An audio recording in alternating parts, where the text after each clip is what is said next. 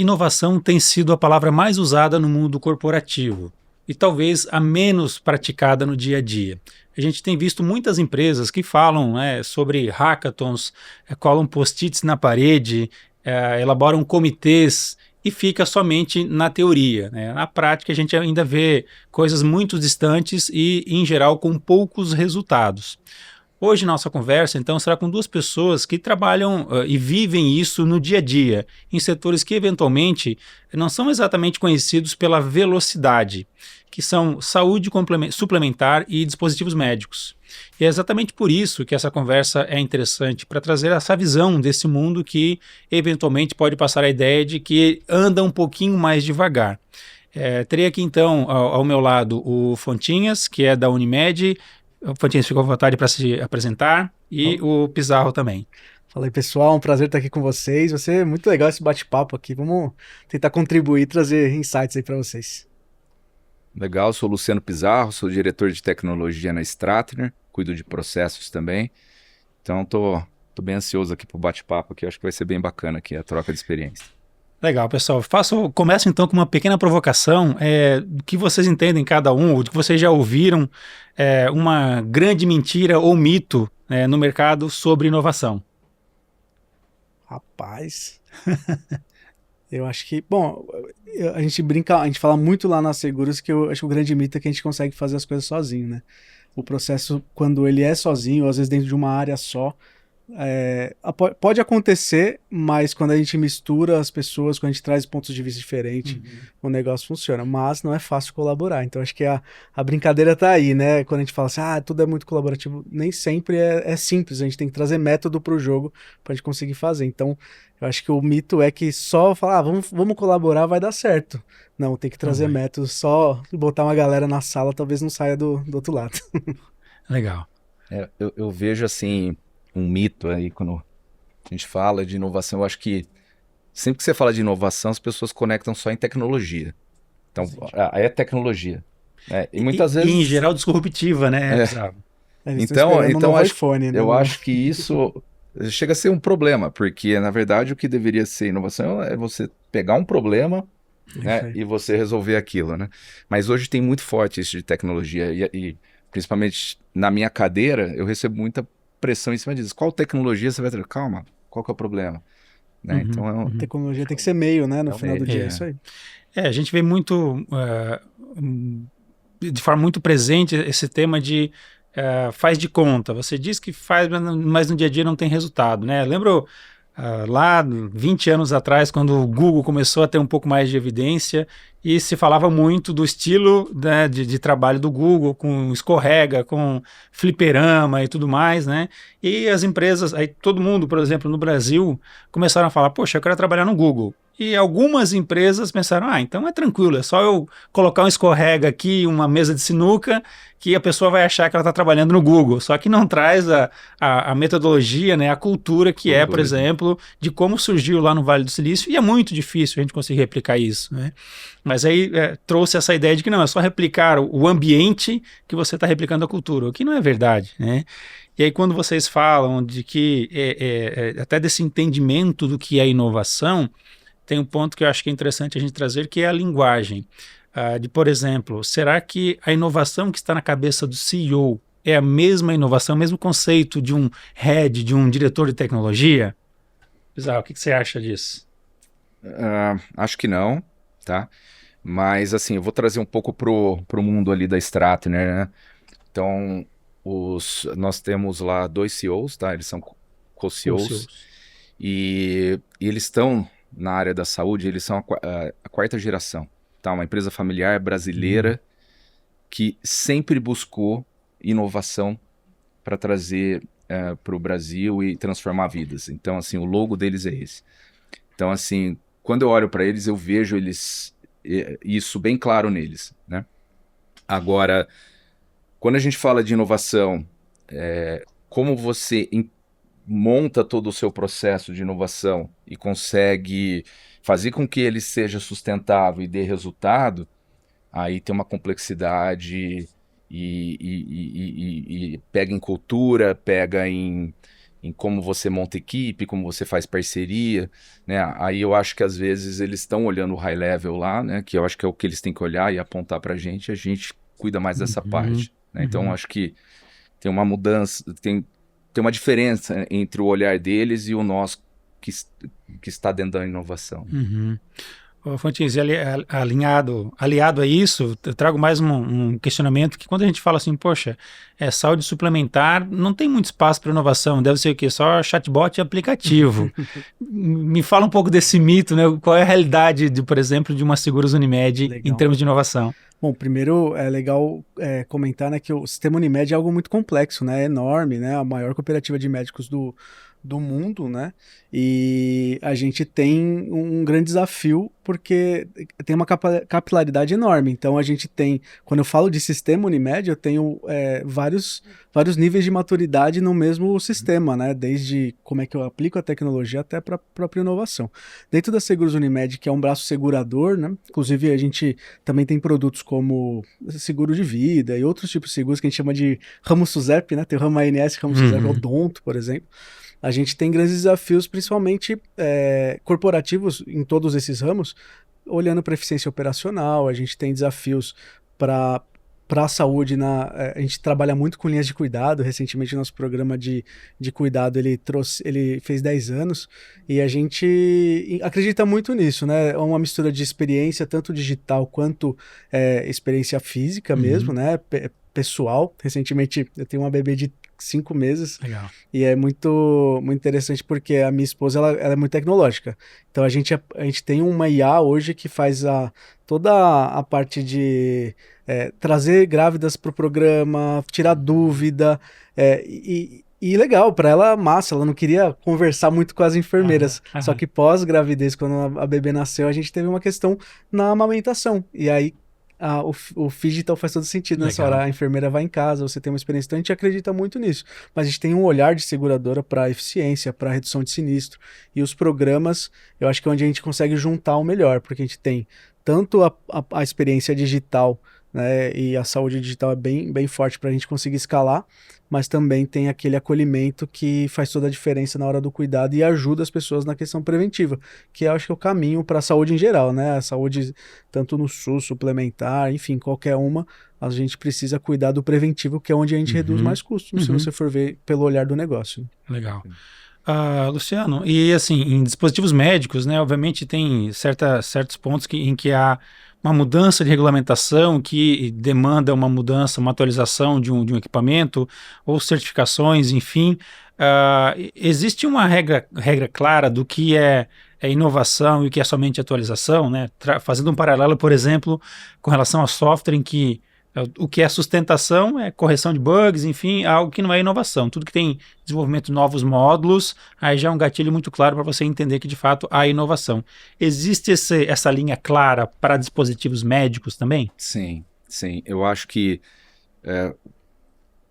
a gente tem que prestar muito bem atenção nisso, né? Porque você tem a melhoria, então você tem um certo serviço, um equipamento que você tem rodando, e às vezes você traz uma versão nova dele. Né? Então você pode falar que você trouxe uma inovação? Não, você trouxe uma melhoria. Né? Exato. E aí você tem, dentro dos dispositivos médicos, principalmente quando você estuda alguns procedimentos, né? O que você pode trazer para resolver aquele problema do paciente, né? Volume alto, que nem tem uma solução nossa que a gente implementou agora há pouco, totalmente disruptiva. Né, tá implementada, é uma solução para tirar o tremor essencial sem ser invasivo. Esse projeto é muito legal. É um projeto que a gente trabalhou nele, 3 anos trabalhando nele, para trazer para o Brasil, para você regulamentar, né, você convencer a sociedade, Sim. Você colocar em um hospital que queira investir nesse equipamento, que é um equipamento de alto custo, e na hora que você vê o resultado, você fala, isso é inovador. E eu não tenho uma pessoa entrar numa sala, colocar um capacete, fazer um procedimento ali com ultrassom, com imagens de ressonância, né? E sair, né? Entra tremendo e sai sem tremer. Caramba, isso é impactante, né? Então acho que tem isso, tá? Na parte de medical device, soluções que melhoram, né? Equipamentos que melhoram e outros que realmente inovam. Nossa, legal demais. Legal. Bom, tem um modelo da McKinsey que eu gosto muito de utilizar e ler sobre, enfim, que é a ideia dos 3 horizontes, né? Que obviamente o horizonte 1 é você trabalhar justamente na otimização do core, do que é o principal do seu negócio. O horizonte 2 é expandir para as adjacências, enfim. E o 3, de fato, é aquilo que é mais disruptivo, que ainda não existe até no seu modelo de negócio. Quando a gente fala, em geral, de inovação, ó, a empresa está investindo em inovação. Em qual desses horizontes ela prioriza? 1, 2 ou 3? Ah, tem que fazer um percentual, né? A gente brinca muito coloca 80 no core, né? Que é até legal que ele trouxe, né? Como é que ele faz a visão de sustentação e evolução, né? A gente fala da tal da ambidestria, né? E acho que a gente está olhando sobre isso. Exato. Então, hoje na Seguros a gente é muito mais horizonte 1 e 2. O 3 a gente está estudando como é que a gente vai chegar, até por ser mais conservadora. Mas eu acho que o mercado fala muito sobre 80% olhando para H1, nem 10, né? 10% no 2, às vezes 10% no 3, ou Às 5% vezes 70, 20, 10 também, 70, 20, né? 10 Uhum, pode ser uma boa. Então, mas no final do dia, eu acho que o principal insight é sobre a ambidestria, a gente não parar de olhar para o futuro. As empresas, o Christensen já falava isso há muito tempo, né? As empresas morrem por olhar só para o core e só fazer inovação para o core. Então, como é que a gente... O livro Dilema da Inovação, né? Isso, dilema Muito de bom. inovação. Muito Isso bom. mesmo. Então, acho que esse é um ponto interessante para quem está começando a construir uma cultura e tem que estar conectado na estratégia, né? Se não tiver na estratégia, se a empresa não consegue olhar a longo prazo, hoje a Seguros ela olha a longo prazo. Então a gente consegue discutir, começa a trazer ferramentas, veículos para a gente inovar em relação a isso. Mas se você está olhando ainda com planejamento de 1 ano, no máximo 2 anos, é difícil você, como área de inovação, propor alguma coisa no horizonte mais longínquo, né? No final do dia.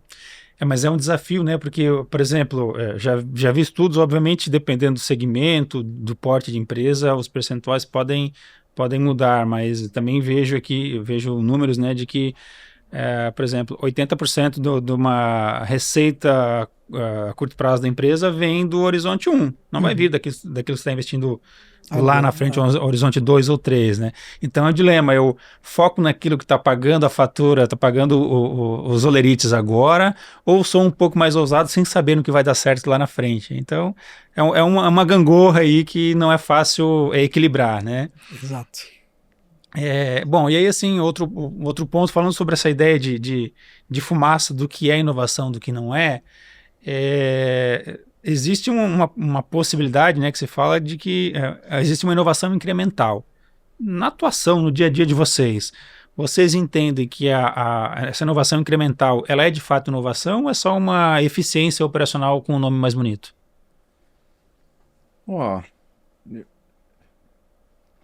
Eu tenho vários casos que eu considero inovação, tá? Então, por exemplo, quando a gente trabalha essa parte de inovação olhando para dentro, né? Então, lá a gente tem um olhar para trazer equipamentos inovadores e temos também o nosso olhar de inovação para melhorar o nosso modelo de negócio, melhorar a nossa eficiência operacional, né? E muitas vezes, né, a gente tem uma experiência bacana lá. Por alguns anos a Stratner rodou um programa de inovação lá dentro, onde a gente estimulava o pessoal da base, todo mundo a trazer ideias e projetos de inovação.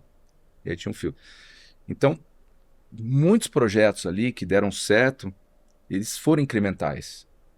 Então, eles nasceram com uma ideia ali, a gente apostou, e ele começou a trazer resultado depois de 2 anos. Então, por quê? Porque a gente foi ajustando e foi fazendo uma coisa incremental ali, inovando incrementalmente, né? E hoje colhemos frutos de coisas que a gente plantou lá atrás, né? Então, vejo que sim. Eu vou nessa linha também. Eu acho que a melhoria de processo, ela até traz um método um pouco diferente, né? Até por muitos anos eu sou engenheiro, né, de profissão, e por muitos anos eu trabalhei na melhoria de processo Kaizen. E o processo Kaizen basicamente é você replicar modelos já existentes, a criatividade é muito pouco requisitada. Eu acho que a inovação incremental ela tem um método muito parecido, né? Se você pegar o Design Thinking ou qualquer outro método que e você plotar em cima de um Kaizen, você consegue ver o duplo diamante acontecendo com ferramentas diferentes. mas no final do dia o pulo do gato está naquele salto de fé que você tem no processo de criatividade. O Kaizen não tem isso. O Kaizen é aqui, o que o mercado está fazendo, basicamente é benchmark, vamos replicar modelo, porque o risco é muito reduzir risco. Agora, na inovação incremental, eu gosto quando ele fala do processo, né, iterativo, né? O salto de fé está no processo de iteração, de você testar e você ver que não deu certo em mudar. O Kaizen não permite isso, não. A gente tem que dar certeza de que aquela mudança num processo de fábrica tem que acontecer. Você trabalha com equipamento, tem que ter isso na fábrica, mas a inovação, ela está num passo, eu acho que a criatividade que é o modelo que muda ali o processo, e a gente trabalha muito isso na parte cultural, né? O Kaizen ele é muito direcionado para processo fabril mesmo, né, Thiago? Mas a pergunta é possível fazer algum tipo de adaptação do Kaizen para uma inovação mais disruptiva, até pensando em software, por exemplo? Dá, com certeza. A gente usa hoje o processo, não se chama mais Kaizen, mas tem o Lean também. Lean. Lá na Seguros a gente usa o Lean, que é liderado pelo Rodrigo Cabral. Funciona super bem. E aí, eu acho que para a gente não ter o overlap, né, porque até onde vai a área de processos que está fazendo melhoria, até onde vai a minha área? É o experimento. Então, muitas vezes ele vai parar e falar assim, Fontinhas, experimenta isso aqui para mim. Surgiu essa ideia e a gente não tem certeza se vai dar certo. Eu vou seguir o meu processo com isso que eu sei que vai dar certo, porque eu já vi já acontecendo. Mas, cara, eu queria que você testasse uma outra abordagem aqui. Vou dar um exemplo. Cara, aqui eu vou botar um RPA, vou botar um robozinho que vai funcionar de automação. Cara, você consegue testar uma IA generativa nesse mesmo conceito e ver como é que ela vai performar nesse processo? Pô, vamos testar. Vou gastar um pouquinho mais, vou ter mais tempo ali para rodar um modelo, para ensinar esse modelo, mas eu não parei o processo. Então, acho que esse é a hora que a gente bifurca, a gente consegue olhar onde cada área consegue ajustar. Então, tem funcionado super bem nesse sentido, mas não é fácil, né? A gente... É o que a gente fala, né? O H1, ele tem muito... Eu preciso dar certeza, preciso dar resultado. Então, nessas horas, eu acho que o método, a experimentação ajuda muito. No final, né? A inovação tem que trazer dinheiro. Não é, exatamente. Né? Então, inovação tem que dar... tem que dar dinheiro. Tem que virar então, nota fiscal, né? Exato. No fundo, é justamente isso, né, que a gente quer, né? E até pegando... Né, ele estava falando, estava lembrando de uma incremental aqui que foi bacana. Então, pensando em dispositivo médico, eu tenho equipamento espalhado pelo Brasil inteiro. E nós fazemos assistência técnica também, separar um equipamento para o hospital. E muitas vezes você tem que deslocar um técnico que está em São Paulo para um lugar totalmente longe. Custo de viagem, tempo, o hospital ficou parado aquele tempo todo. Sim. E a própria área de atendimento trouxe um projeto de inovação onde eles queriam desenvolver um dispositivo para colocar dentro do nosso equipamento. E por esse dispositivo a gente já conseguiu dar o primeiro combate, vamos dizer assim, entender se aquele equipamento... Um pré-diagnóstico. Porque muitas das viagens chegava lá, eram do liga e desliga, ou o equipamento estava sem a bomba de água ligada, coisa simples. Hoje eu acho que, se eu não me engano, 80% dos atendimentos já são todos remotos por esse dispositivo. Então esse dispositivo a gente foi melhorando ele, uma coisa que nasceu do atendimento ali, da assistência técnica, e hoje a gente coloca já embarcado dentro dos produtos dos fabricantes para dar esse primeiro combate. Eu sinto até que o disruptivo é mais difícil do que o... Com certeza é mais difícil. Porque no final do dia, cara, imagina você ter que lançar um negócio que vai mudar o comportamento das pessoas. A gente... Por isso que eu acabo falando, a gente acaba olhando muito mais H1, H2, porque o H3 é de mudar muito a vida, né? O H3 ele é uma aposta muito maior, tem um risco, né, muito maior também de não dar certo, mas de fato é aquilo. A médio e longo prazo é o H3 que vai manter a saúde da empresa, né? Exatamente. Mas é o que você falou, o H3 tem que estar conectado na estratégia e a empresa tem que ter muito certo isso, né? Qual que é a estratégia dela de longo prazo? Você falou, não adianta olhar 2, 3 anos, você tem que olhar lá para frente. E aí apostar nisso. E revisando o tempo inteiro, né? Sim. Pra onde foi as coisas mudam, né? Pô, a gente há 3 anos atrás não falava de IA do jeito que a gente fala hoje. E hoje estão se discutindo... o ano passado era tudo sobre IA, esse ano já está falando sobre governança, sobre saúde mental das pessoas por conta da mudança da IA. E aí, cada ano a gente vê uma mudança muito brusca em relação a isso. Então, 3 anos atrás a gente estava no rescaldo da pandemia e que ainda só existia basicamente um chat GPT que as que pessoas... explodiu do nada, assim. Na época da pandemia, que usavam prioritariamente como um novo Google. Embora ainda hoje existam pessoas que continuam utilizando essas IAs, enfim, como Google, né?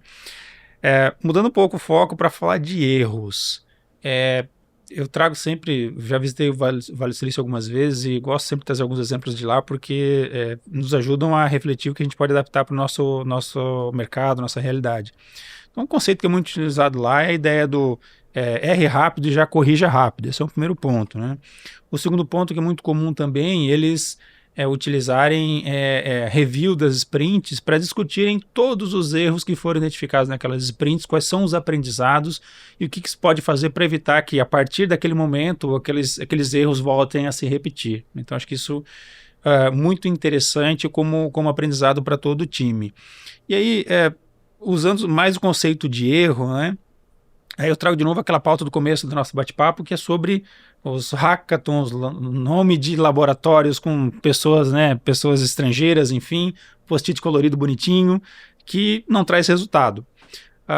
Vocês já viveram isso na prática? Tem algum exemplo disso que queiram compartilhar? Ou como talvez conseguiram contribuir para mudar um pouco essa realidade do faz de conta? Eu tenho um case.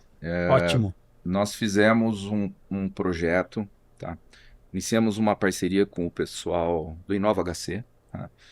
Eles trouxeram uma ideia, eles tinham uma área de inovação lá, trouxeram uma ideia, a gente abraçou a ideia deles e vamos trabalhar, né? Então fizemos um Inception, fizemos todo o desenho da construção do produto ali que a gente ia colocar para rodar. Era voltado para bariátrica, então o objetivo ali daquele grupo de médicos, daquela startup, era reduzir o volume de pessoas que fazem bariátrica e se tornam obesos novamente. Tá? Então tinha toda uma análise ali, a gente estruturou, chegamos a fazer todo o desenho da solução, um MVP também todo estruturado, e na hora de monetizar... Não funcionou. Não funcionou, não fechava. E ali aquele negócio, você já tem metade da equipe apaixonada pela solução e você precisa pivotar, você precisa sair, que é o erramos. A gente foi para um caminho de app, não deveria ser esse caminho, a gente deveria ter ido para outro caminho. Aí sai rápido, tomar decisão, entendeu? Daí eu falo assim que é a parte difícil de que quem está tocando a inovação. Você tem que tomar decisão e às vezes você já investiu alguma coisa ali. Então isso às vezes dói, né? Você fala, putz, vou largar agora. Você tem que largar. Você tem que manter a cultura que errar faz parte do processo, né? E a gente vai errar bastante. Mas tem que acertar também, né? Mas faz parte. Tem um amigo meu que fala assim, cara, você pode errar, mas tem que acertar mais do que erra. Eu gosto muito de uma situação que aconteceu dentro da própria empresa, assim. A gente tem um programa chamado 10 de Valor, que foi a primeira... A gente tem ele desde 2017. Então a gente tentou vários modelos. Manda a sua ideia, e antes era só do RH, parava na ideia, não era implementado. A gente chegou a desenvolver uma ferramenta nossa para as pessoas, criamos um processo lindo, formamos um monte de embaixador, gerente e tal, aí as ideias entravam, o processo era maravilhoso. Entrava e tinha que sair do outro lado, implementado, não deu certo também, e a gente mudou. E foi bem interessante porque um dos projetos que para mim foi um baita aprendizado, é um projeto de negociação de débitos, né? A gente tinha um valor bem alto em PDD, né? Aqueles devedores duvidosos, né? Que a gente nem considera mais dentro da parte contábil. Então a gente falou, vamos tentar atacar essa galera, eram uns bons milhões ali. E beleza, vamos lá, montamos uma ferramenta, um frontzinho bacana, um back-end que conectava e conseguia fazer as nossas conexões ali para fazer os pagamentos e começamos a dar alguns descontos. Nesse processo a gente foi aprendendo mais sobre... Poxa, se eu dou desconto, eu tenho que também... eu vou dar desconto naquele corretor que tem o percentual da venda.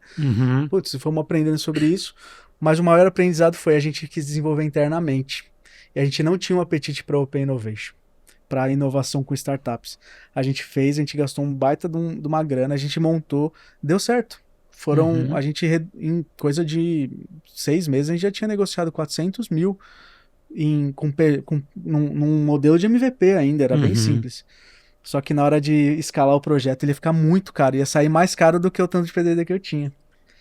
E aí a gente falou, não, peraí, vamos rever. E a gente debruçou sobre, não mais sobre a estratégia do produto, que o produto funcionava, Aham. o negócio era bom, mas sobre a estratégia da companhia, sobre desenvolvimento. É. E a partir dali, a gente conseguiu habilitar o que a gente tem hoje, que é o Synapse, que é o programa de inovação aberta. A gente começou Sim. a trazer startups para o Legal. jogo, porque a gente não fazia, era tudo interno.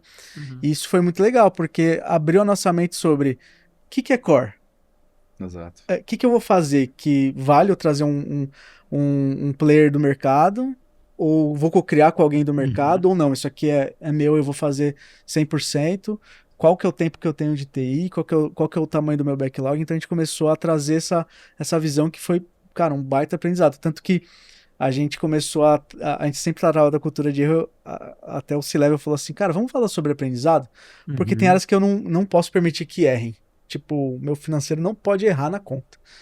Mas vocês podem, mas vocês trazem aprendizado pra gente. Então a gente Uhum. acabou mudando até a forma de trazer, mas no final é isso, né? A Uhum. gente tá errando, aprendemos, e a gente, a partir dali, habilitou uma nova visão de estratégia de Sim. inovação para a empresa. E tem dado super certo. O fato é que a construção do MVP ela não estava errada, foi um tiro certo. O problema foi que a estratégia da companhia não estava preparada para escalar depois. Exato, né? exato. E a gente percebeu que para a gente ter uma inovação, para a gente se colocar no mercado como uma seguradora reconhecida por inovar, só o interno não ia resolver. A gente precisava trabalhar com o ecossistema. Uhum. Aí criamos uma estratégia, montamos junto com o presidente, com os diretores, todo mundo foi ouvido e a gente hoje tem programa de inovação aberto, 10 projetos rodando ao mesmo tempo. Meu time tá doido, gente. Eu comecei cabeludo, agora tô careca. Faz 6 meses, né? Faz 6 meses, assim, a minha barba era branca. Bom, e tem outro episódio que eu gosto sempre de trazer, a Anthropic, por exemplo. Eu estive numa palestra do Mark Krieger, que ele é diretor de produtos lá, e ele, obviamente, estamos falando de Anthropic, que é algo totalmente disruptivo, que não é a realidade da maioria das empresas, né? Mas ele é diretor de produto lá, e ele comentou que eles têm uma sprint review, ao final de cada sprint eles avaliam a sprint de 15 dias, se faz sentido continuar com o projeto ou não, um go ou não um go. Olha que Não era lá na frente, não é quando dá algum problema, faz parte da rotina, do ritual da sprint, avaliar se faz sentido continuar ou não.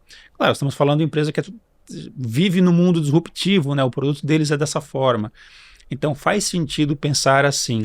Obviamente para as empresas normais que estão no dia a dia, é pouco provável que a gente implemente isso, mas será que não dá para pensar o que é possível então fazer, tentar se aproximar disso, né, para eventualmente não acontecer isso, de deixar gastar muito recurso, só lá na frente a gente avalia que de fato não faz sentido usar o app como você comentou, né? Assim, dividindo um aprendizado que eu tive nessa situação, foi o trabalho que você faz no início ali, né? Na hora que você pega tudo que entra de ideias ali, né? Vamos falar. O filtro que você tem que fazer ali, a análise que você tem que fazer ali, olhar o mercado, se tem fit com aquilo, se é um entendimento realmente do produto que você vai fazer tem que ser muito bem feito. E eu acho que... O famoso discovery, né? E eu acho que às vezes, né, com a gana ali de você querer inovar, de você querer ter uma área de inovação, você sai fazendo projeto sem ter essa análise muito bem construída, essa parte, né, um Lean Inception bem feito. Você descobre no meio do caminho que você foi pro caminho errado, né? Então, eu aposto muito nisso, fazer um trabalho bem feito. Perder um pouquinho mais de tempo no problema. Investir mais tempo, investir não é nem problema. perder, investir muito tempo ali. Esse projeto da bariátrica, a sorte foi que a gente fez um belo trabalho, porque não ia monetizar. E aí todo mundo ia ficar frustrado, né? Então você tem que fazer esse trabalho, tem que ser bem detalhista, e aí você segue com o projeto, né? Então... Legal. Lá no Storm a gente...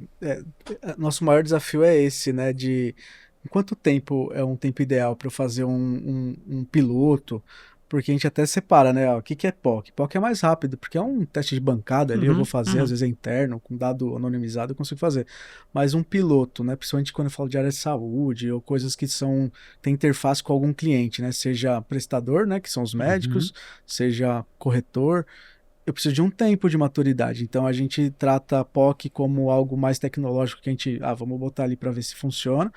mas agora vamos tirar esse barquinho da bancada e vamos botar no mar? Vamos ver quanto tempo ele tem de autonomia? E a gente brinca dessa forma. Então hoje a gente tenta, a cada fase que a gente separa, então tempo de POC, ó, deu esse resultado com dado anonimizado, a gente leva para o sponsor. Então isso a cada 1 mês e meio, 2 meses, a gente está levando isso dentro de um conceito de projeto. Hoje um projeto nosso, numa esteira normal, né, que a gente fala de esteira fluida ali, contínua, dá uns 6 meses, desde o dia que o cara me chama e fala, putz, já estou com uma ideia, até a gente apresentar o business case. E dentro dos programas a gente acelera mais, porque eu estou batendo um bumbo com mais rapidez, e eu consigo falar assim, ó, é daqui até aqui. E eu preciso que eu tenho menos projetos e mais atenção da alta liderança. Então, esses programas, a gente consegue fazer até em 3 meses, e aí também, cada fase, uma vez por mês eu estou levando. Então, a gente tem esse desafio de governança mesmo, né? Como é que eu uso os fóruns, né?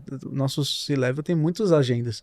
Como é que eu uso os fóruns para trazer esses resultados? Então, não é fácil, não. A gente tem que rebolar bastante ali. Por isso que meu superintendente Fábio Nogue, ele é muito hábil nessa amarração, e a gente consegue sair do outro lado, mas sempre tentando bater o bumbo e trazendo passo a passo como é que as coisas estão evoluindo para tomada de decisão. Queria chegar nesse cada 15 dias poder falar, esse projeto não vai para frente, mas hoje a cada 3 meses a gente consegue ter uma visão bem legal de isso aqui tem que ser investido, isso aqui vai para o Comex, né, que são projetos que precisam ser melhores estruturados ali com um time de projeto, né, o time do Flávio lá, que é parceiro de vocês. Legal. Aí, parceiro nosso, consegue conduzir muito bem.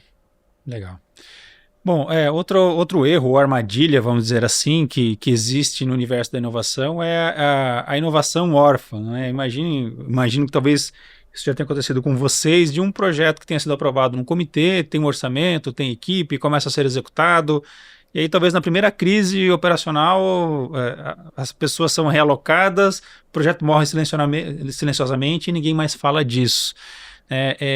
Já aconteceu isso com vocês, né? E por que, como vocês fazem ou tentam viabilizar para proteger que isso não ocorra? Comigo já aconteceu, e assim, não foi um caso, 2, foram vários, tá? Então, quando a gente buscou ali um programa de inovação, onde a gente abriu mesmo dentro da empresa a oportunidade de várias pessoas trazerem projetos, a gente fez um processo de seleção, e bons projetos que estavam engatilhados ficaram órfãos.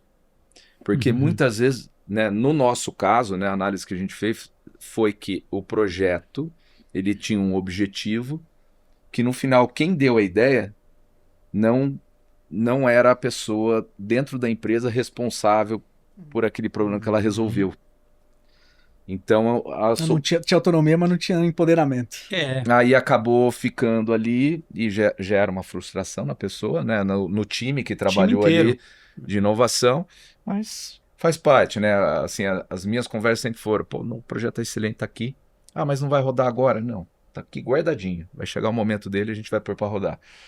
Então tem que trabalhar. E eu acho que como você evitar isso, não só promover a cultura de inovação, mas você criar processos lá dentro, tem que amarrar na estratégia, a empresa precisa investir nisso, você precisa ter uma área, chegou até esse ponto, daqui para frente a equipe não tem mais braço, ou é o que você falou, eu precisava ter uma startup aqui comigo, mas a empresa está estruturada para isso, a gente tem processo, a gente fez orçamento para essa parte, né? Então tem um pouco disso, mas tem bastante projeto órfão, infelizmente. Cara, eu tive essa experiência em uma outra empresa, então quando eu assumi a cadeira de inovação lá na Seguros, eu já trouxe esse aprendizado. Na outra empresa que eu trabalhava, a inovação não era amarrada à estratégia, e era muito um modelo de produteiro mesmo, assim. Então eu virava e mexia, não deu certo, desfaz o time, volta a galera pro BAL, que a gente falava, business as usual, manda pro BAL e acaba. Isso me frustrava bastante lá nesse lugar que eu trabalhei. Quando eu fui para Seguros, a minha primeira conversa com o Nogue foi, cara, a gente tinha um belo orçamento. A gente devolveu mais da metade, falou, vamos trabalhar cultura antes de tudo. O primeiro ano foi basicamente só trabalhando cultura. Oficina, letramento para alta liderança, trazendo gente de mercado para falar sobre inovação. E a gente começar a criar esse elo.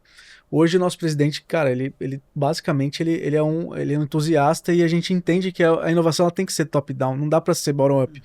Ela pode acontecer, pode, mas, cara, se a alta liderança não olhar e falar, pô, vamos investir nisso, não tem jeito. Então a gente acabou construindo, primeiro de tudo, até por experiências anteriores, vamos criar essa base, foi 1 ano e meio trabalhando em cultura, e aí a gente começou a fazer projetos, então eu comecei com 4 projetinhos em 1 ano, depois a gente foi para 30, hoje a gente está com quase 60 projetos rodando na esteira. Então, isso foi ajudando a gente também a evitar algumas coisas. E uma coisa que a gente fala muito cara, tem muito projeto acontecendo, tem muita iniciativa, a TI tá abarrotada de coisa. O que ninguém tá olhando? Então, quando você começa uma área de inovação, se você quiser brigar pelos melhores projetos, aqueles que vão ser os mais disruptivos, os que vai ter mais... Cara, talvez você não consiga garantir esse resultado e mostrar esse resultado. Então a gente falou assim, vamos na estratégia dos projetos que a gente pode sentar onde ninguém tá olhando. Pô, ninguém tá olhando para cá? Posso pegar? Ninguém... Não, faz aí, Fontes. Putz, a gente fez, deu resultado. Próximo. E aí a gente foi conseguindo até que as áreas começaram a procurar a gente. Então, mas é muito duro, assim, você montar um time, desfazer e ver o brilho das pessoas saindo. Eu já tive nesse papel assim, eu não quero passar por isso de novo, não. Mas acho que a estratégia foi bem pensada, porque se você não investisse em cultura lá atrás, você estaria sendo vítima de uma cultura defasada até hoje. E a cultura elástica, né? Eu comecei lá e todo dia eu falo. Ontem eu tava dando uma oficina para uma galera. Pô, o nosso jurídico tem 25 projetos de inovação na companhia inteira, com robô, automação, um monte de coisa legal. E mesmo assim eles procuram a gente uma vez por ano e falam assim, Fontinhas, dá um banho de loja, vamos fazer um workshop aqui e a gente faz, porque se eu parar de falar, em algum momento o negócio vai morrendo. Então eu tenho que falar o tempo inteiro. Parece o chato da inovação, sabe? E isso é muito importante. Agora que tá, né, o hype das IAs e entre outras coisas, esse trabalho, né, montar oficinas para determinadas áreas, para determinados times, para construir ali com eles o projeto e mostrar até onde eles podem ir, o que não vai. Isso aí é fundamental, né? A gente está fazendo muito isso. Lá a gente teve um movimento um pouco diferente do seu. Eu comecei a parte de inovação com muito projeto. E aí começou a frustrar porque entregava pouco. Entendi. E aí, por isso que eu falei, a gente mexeu muito no que a gente coloca para dentro de projeto para ter capacidade de conseguir entregar. Legal, cara. Então a gente foi o caminho contrário, né? Aquele monte de projetos começou a diminuir. Hoje a gente tem poucos projetos que a gente consegue realmente tocar, entendeu? Putz, animal. Sobre estratégia, eu sempre lembro uma das frases famosas conhecidas aí, uma delas do Peter Drucker, né, que a cultura engole a estratégia no café da manhã, né? É alarmante, mas ao mesmo tempo ela traz muita realidade, né? Se a gente não tiver uma boa estrutura, boa cultura organizacional, a estratégia vai morrer em algum momento, né? Bom, sobre outro ponto, falando talvez até um pouco de cultura ainda, queria ouvir a opinião de vocês sobre o perfeccionismo que acaba sendo paralisador de uma boa ideia, que pode ter alguma relação com cultura também, né? Queria ouvir de vocês se vocês já enfrentaram isso, qual é a estratégia que vocês buscam para tentar superar esse problema que eu acredito que eventualmente pode ocorrer em várias empresas. O tempo inteiro, cara. Meu dia a dia é falar pra galera, vamos recortar, vamos fazer, porque no final do dia eu acho que não é nem a cultura de uma empresa, né? A nossa, assim, do mundo, assim, né? A gente foi criado e a gente estudou para dar a resposta certa. Então a gente trabalha muito para chegar na resposta certa.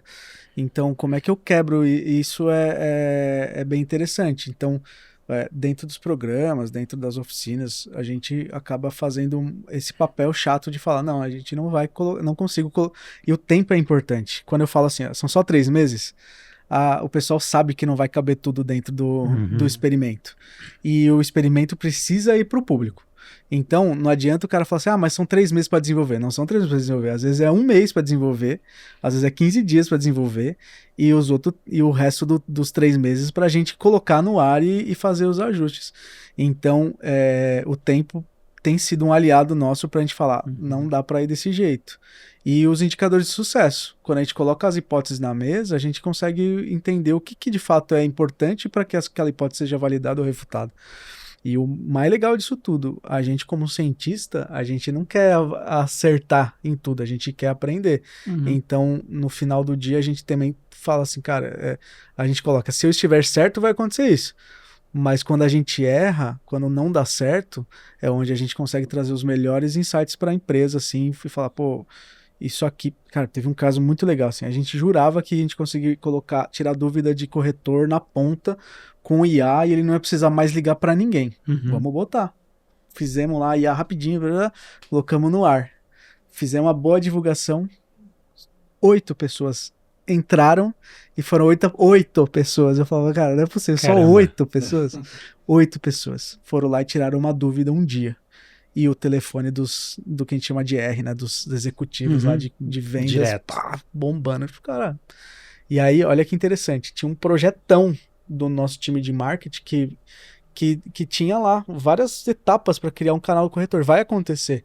Só que essa parte era uma das primeiras. Falei assim, não, tirar dúvida vai ser um dos pontos legais.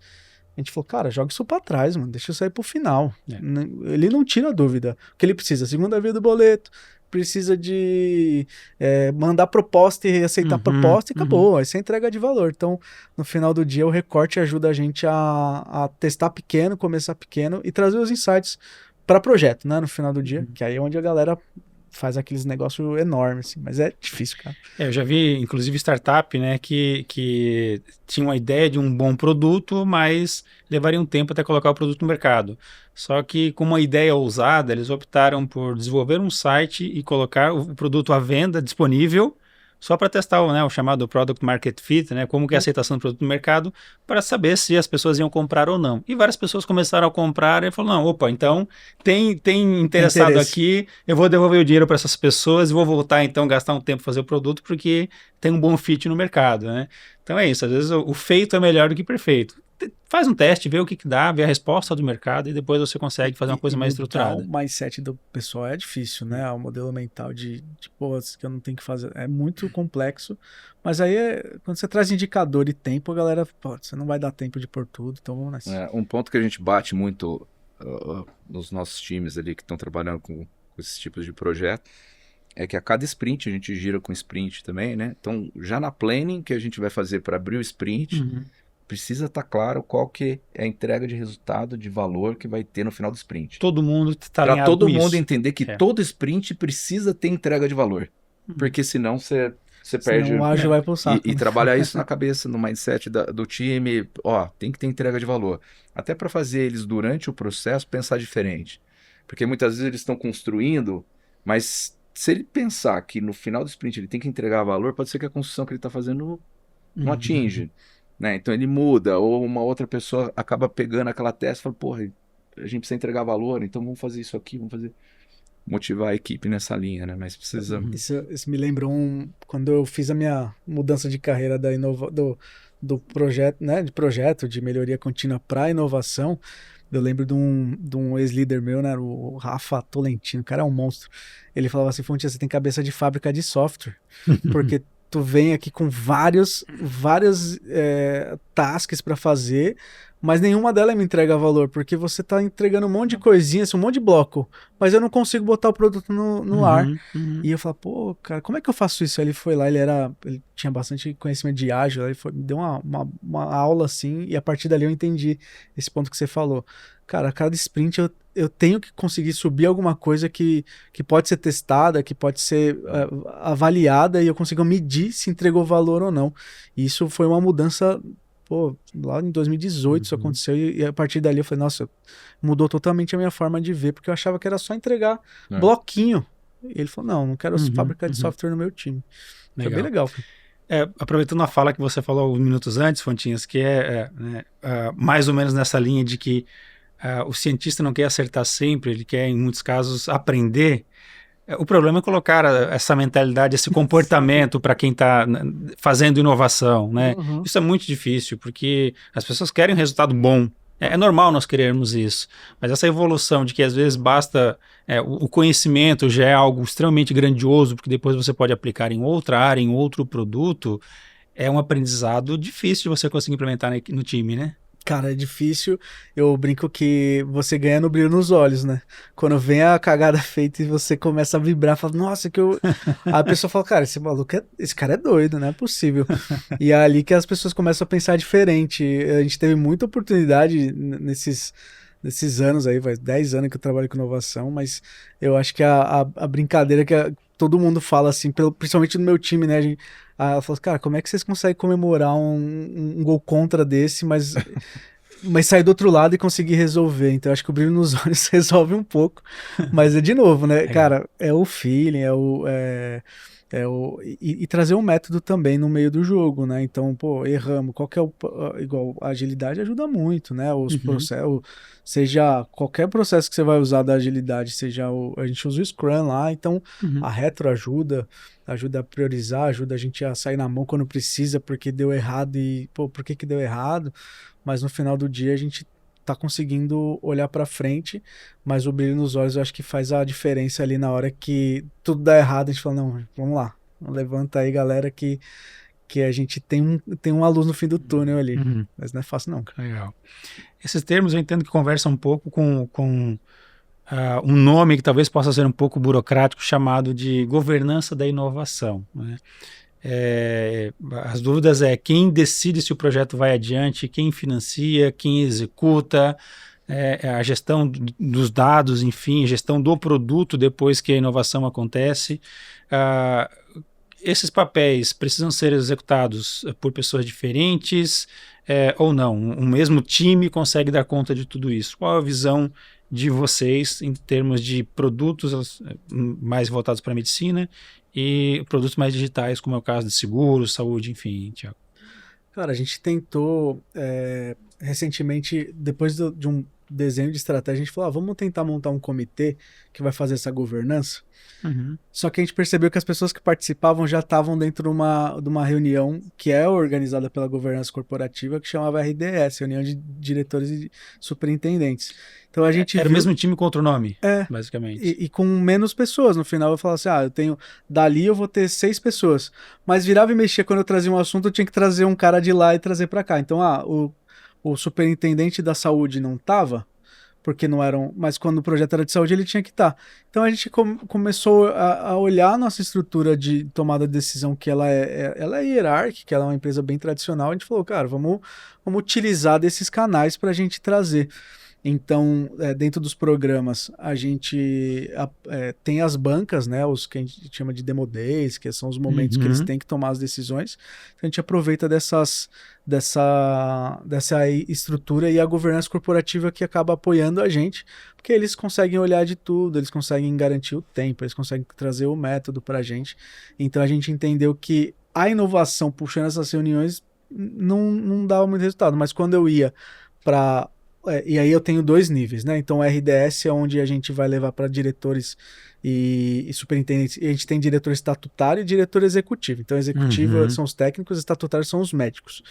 Quando a gente vai para esse nível do C-Level, que é executivo, que a gente chama de técnico, a gente vai discutir projeto, a gente vai trazer resultado e eles vão inferir e vão trazer algumas observações.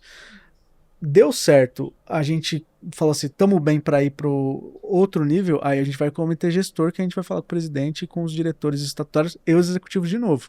Então a gente acaba usando a estrutura que já está organizada, como é que já funciona assim, todo mundo já vai nesse caminho. Então a gente viu que criar mais um comitê não ia dar muito resultado. Mas, ao mesmo tempo, o nosso diretor, né, que é o Pedro e o Nogue, eles têm uma interface muito forte com o Dr. Elton, que é o nosso presidente, o que ajuda muita gente nessa negociação, nesse trabalho de subir as coisas e dar uma tratativa legal. Às vezes, em RDS, eu tenho 15 minutos para falar. Poxa, 10 projetos eu não consigo apresentar. Então, a gente consegue agendas separadas para isso. Mas no final do dia, a governança ajuda a gente a não ter aquele... Eu sou o dono do comitê, eu trago a pauta, eu faço tudo. Não, vamos deixar para... Papéis distintos. Papéis distintos, porque facilita também até na cobrança, na hora de fazer uma ata. Isso ajuda bastante. Legal. No caso da Stratener, a parte de produto, definição dos produtos que a gente vai colocar no mercado, né, toda essa produtos disruptivos, etc., fica muito no C-Level. A decisão, tá? E porque é um trabalho a longo prazo, tem que estar muito conectado na estratégia e leva tempo, né? Você colocar um dispositivo médico no mercado, você tem regulamentação, você tem uma série de fatores, tem times de produto envolvido, tem toda uma curadoria que a gente faz. Então, se leva. Quando a gente fala de inovação já, projetos de inovação já dentro da empresa que estão rodando, aí a governança fica muito ali na Strata, na minha área, tá? Uma área de tecnologia, sempre culpar com a área que vai desfrutar daquela inovação, tá? Então, sempre dois pares ali apoiando como sponsors e governando ali para ter resultado no final, né? E duas visões também, né, diferentes do sponsor. É legal mesmo, cara. E acho que parear é interessante, assim, no final do dia a gente tem Legal. discussões bem legais. Ô, Luciano, aproveitando sobre governança, enfim, como que é o seu desafio na Stratner, pensando que, em geral, né, o desenvolvimento de um produto ele é um pouco mais longo? Você falou de projetos, eventualmente, até com o Israel, que demora alguns anos para que você consiga entregar o produto ao mercado. Como que é possível, como é que você consegue, qual estratégia você utiliza para manter um projeto Horizonte 3, por exemplo, né, por conta desse alargamento do período do retorno do resultado? Na Stratner, né, na nossa estrutura, tá? Então nós temos, por exemplo, uma área de novos negócios, tá? Essa é uma área ativa, olhando fabricante, então pegando ali, né, o que os nossos especialistas em produtos, e a gente tem especialistas focados em cirurgia minimamente invasiva, outro em robótica, e também em cada especialidade, pegando ali com eles o que o mercado tá precisando, o que tem de oportunidade, e a gente navega lá fora. Tá? Navega fora, dentro do Brasil, mas todos os produtos vêm de fora. Então tem essa estrutura que consegue ajudar a gente a manter a estratégia a longo prazo e trazer produto. Nos projetos mais dentro de casa, aí é muito... Vamos dizer assim, entra muito projeto, então tem que fazer aquele trabalho de base bem feito para a gente estruturar quais são os projetos que trazem mais retorno, curto prazo, vamos lá, vamos estruturar a equipe, vamos fazer acontecer. Numa metodologia muito de TI, né? A gente joga no Scrum, tem os rituais, tem todas as equipes ali estruturadas em modelos de squad, também trabalhando junto com negócios, e a gente em cima sempre acompanhando no board. Tá? O board sempre tem agenda para acompanhar os principais projetos da empresa. E ali as decisões são tomadas. Então, se o projeto está indo bem, continua. Se é um projeto que a gente já apostou em projeto, e larga a mão. Não é o caminho que a gente quer seguir daqui para frente. Então acho que, não sei se eu respondi, mas... Respondeu. É bem legal que ele traz, né, da oportunidade, né? Tem um quadrante que sempre vem na minha cabeça, assim, quando eu trabalho, por exemplo, em empreendedorismo, dependendo da conexão com startup, a gente está olhando para a dor do negócio. Agora, novos negócios, cara, às vezes não tem uma dor tão tangível assim, às vezes é uma oportunidade de mercado que você olha e fala assim, cara, deixa eu tentar ir deixa eu atirar ali para ver se o que sai dali daquela árvore ali, vamos ver se que cai dali. Porque no final do dia, de novo na ambidestrina, se eu só ficar olhando para as dores do negócio, não vou conseguir fazer esse movimento. E às vezes é uma oportunidade que passa, você, putz, cara, eu vou testar esse negócio aqui, vamos ver o que vai dar, se dá, se não dá. E eu acho que isso é uma forma legal de você olhar. E também eu gosto dessa mudança, assim, né, de, cara, o que é core, trata aqui, mas putz, é algo muito disruptivo. Não vamos criar expectativa nessa galera aqui, não. Vamos tratar direto num fórum apartado que tende a dar certo, né? A teoria já mostra que isso dá certo e a prática, ele falando aqui, é bem legal. Assim. É o que a gente está buscando também. É que nem, puxando um pouco do que você falou, a gente, há uns 3 anos atrás, a gente foi buscar produto na área de inteligência artificial. Então, principalmente voltado a diagnóstico de imagem. Temos produtos no nosso portfólio, trouxemos, aprendemos como funciona. Então, você tem todo todo o processo aí de trazer tecnologia, aprender, montar especialistas aqui e colocar no mercado, né? E eu vejo que são tecnologias disruptivas, mas que demoram. Uhum. Então a gente está, agora que está começando os hospitais a acreditarem nisso, por Tem uma conta curva, né? Essa tem curva é uma dura, cara. curva de entrada do produto, né? Então a estratégia da empresa tem que sempre estar, Uhum. você tem que estar sempre apontado para a estratégia, porque você tem que continuar buscando, tem que trabalhar no nível 3 para você manter a empresa no longo prazo. Senão a Uhum. empresa vai vir um concorrente e acabou seus produtos, né? É isso. Uhum.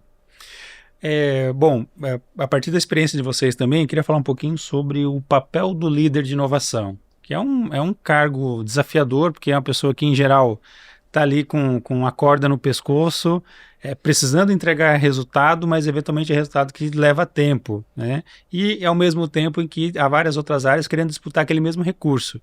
E quando há alguma escassez, as OKRs vão direcionar para que aquela posição, aquele recurso seja redirecionado, né? E aí eu queria ouvir de vocês, então, o que diferencia um bom líder de inovação que gera resultados com um líder que só gera PowerPoint? Caramba, essa pergunta é boa. Cara, eu vejo, até pela minha área, assim, né? O Storm, né, que é o hub, né, que eu lidero hoje, a gente é muito facilitador. Então, eu até brinco com o meu time. Meu papel eu tenho um papel de fazer essas amarrações, garantir que as coisas aconteçam. Então, eu sou mais um facilitador, tirador de bloco, do que Legal. porque eu não entro, Uma boa assim, referência. eu posso entrar no projeto e posso inferir, eu tenho experiência para isso, mas eu também eu não posso esquecer que meu time também tem que se desenvolver, né? Então, eu tenho esses dois chapéus ali de, poxa, eu tenho que dar resultado, mas às vezes como é que eu dou autonomia para o time conduzir? Então, eu sou um tirador de blocos profissional, assim. Eu acho que tô indo bem, assim, Uhum. a Legal. gente brinca, assim, cara, outro dia eu sentei com o meu chefe e falei, caramba, eu até peguei essas oficinas para vou fazer umas oficinas para eu me divertir, porque eu só Uhum. tenho agenda Casca treta pra gente grossa. tirar da frente, então, mas isso vem dando certo, a nossa briga da inovação, até quem cuida da TI, da inovação, tem uma facilidade, né? Mas a nossa briga é rollout, né? Como é que normal, a gente tem que sentar, tomar decisão, ser flexível, libera aqui, puxa dali, mas no final do dia, eu acho que o meu papel como líder é garantir que as coisas estão acontecendo com o mínimo de top-down possível em questão de projeto, das pessoas quererem mudar o experimento. Reduzir, sem fricção, no caso. Reduzir fricção, exatamente, cara, perfeito. E no final do dia eu tentar tirar o máximo de blocos ali pra gente conseguir. E ter uma gestão muito boa de números, né? Eu cobro muito do meu time que a gente traga, cara, tudo tem que calcular. Não é obrigatório ter o ROI, nem todo projeto eu vou calcular, mas qual é o indicador estratégico que eu tô mexendo? Então a gente precisa medir isso. Agora meu time tá doido, porque a cada 6 meses a gente olha o que aconteceu com os projetos que já passaram na esteira pra gente ver se eles continuaram escalando ou não. E eles têm que ficar doido mesmo para trazer esses resultados, a gente mostrar pra diretoria o quanto que a gente tá mudando a companhia, mas é complexo, né? A gente, às vezes, eu tenho que entregar valor pela mão do outro, muitas vezes às vezes eu posso pegar e fazer, mas é certo, como líder de inovação, botar a mão na massa 100%. Eu vou nessa linha, eu acho que um bom líder ele tem que saber articular muito bem ali para fazer a inovação acontecer. É o que ele falou, tem pedra no meio do caminho, muitas vezes, principalmente que, né, eu estou inserido em equipes de TI. Nossa, cara, quanto mais sobe, é pior um time complexo para você liderar, É. porque tem os caras que são evangelizadores de uma tecnologia, né? Tem outros que preferem outra, e você tem que trazer o resultado no final, né? Então a cada sprint precisa ter resultado, né? Então você tem que estar sempre em cima, articulando, também mexendo com as áreas ali que precisam ser envolvidas e às vezes não estão muito afim de fazer acontecer naquele momento, né? Então tem uns sistemas legadões lá que acabam com a nossa vida. Legado sempre complica. Legado é a pedra no sapato de todo gestor aí, não tem jeito, né, Fontinhas? Pessoal, estamos caminhando aqui para o final do nosso bate-papo e eu queria ouvir de vocês, então, um ponto essencial que eu acho que quem vai nos assistir quero ouvir o depoimento de vocês também no respeito a algum princípio que vocês, como gestores de inovação, consideram como sendo inegociável para o sucesso da atividade de vocês. Putz, cara, acho que a gente fala muito sobre a multidisciplinaridade. Eu não faço nada se eu não for junto com um time. Eu falo que eu tenho 8 pessoas no meu time, mas dos 30 projetos que a gente está tocando, meu time aumentou para 150 pessoas. Então é inegociável que a área esteja junto, que a tecnologia esteja junto, que a gente consiga ter as discussões. Às vezes demora um pouquinho mais o projeto, mas a gente consegue sair um pouquinho melhor do outro lado. Então a colaboração para mim ela é chave. Eu não acredito no modelo. Eu sou da época, eu sou da geração dos Power Rangers, né? Eu não sou da geração do Superman, que era da época do meu pai. Meu pai resolvia tudo sozinho, matava no peito e ia pro lado. Mas eu mesmo sou da geração que cada um tem uma expertise e juntos a gente vai sair do outro lado. Então é inegociável que a gente faça as coisas juntos, assim. Não acredito muito nos fazer sozinho. Legal. Eu vou numa linha do que é inegociável, é muito meu. Precisa trazer valor, tá? Precisa ter dinheiro no final. Então, eu não negocio botar projeto que não tá bem claro isso, tá? Então, é uma coisa que pra mim, assim, é inegociável, porque preciso entregar valor, né? Acho que é nessa linha. Legal, pessoal. Bom, conversamos aqui então com o Fontinhas, do Grupo Unimed, e também o Luciano Pizarro, da Stratner. Agradeço demais a presença de vocês. Espero que a gente possa voltar em outros momentos para continuar batendo esse papo, ou a continuidade dele. E eu queria só, então, deixar a mensagem de que o que a gente viu aqui nesse episódio hoje é que a inovação não é somente uma atividade, e sim uma ideia, uma estratégia como uma capacidade organizacional. E essa capacidade não vem do nada, ela vem de uma combinação de estratégia clara, uma governança definida, uma tolerância ao erro, mas sem romantizá-lo demais, né? E a combinação de tudo isso faz com que a inovação de uma empresa seja bem sucedida e permita que a empresa então atinja novos patamares de competitividade, pelo menos. Bom, no próximo episódio a gente vai continuar falando sobre isso, né? Falando um pouco sobre tecnologia, inovação e mercado. Mais uma vez, obrigado a vocês, obrigado a vocês dois também. Obrigado. Obrigado, Prazer valeu. estar aqui.